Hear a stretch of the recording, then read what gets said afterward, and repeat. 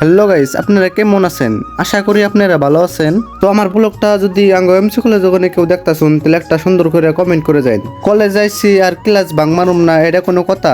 তাই একটা ক্লাস ভাঙ মাইরা এখন গেতাছি আঙ্গ কলেজের লগে একটা পার্ক আছে, ওই পার্কে। তারপরে পার্কের সামনে আয়া দেখি পার্ক বন্ধ।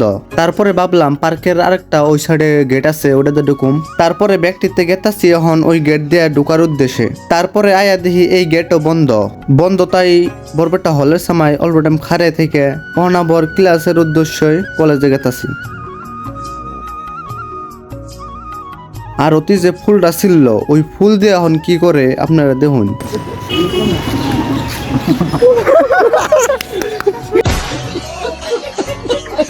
আমরা এখন ব্যক্তিতে এক লগে গেতাছি, মনে হইতাছে বিয়া খাইবার গেতাছি, কিন্তু আমরা বিয়া খাইবার গেতাছি না, বায়োলজি ক্লাস করবার গেতাছি। জানি না আজকের ব্লগটা কেমন হয়েছে।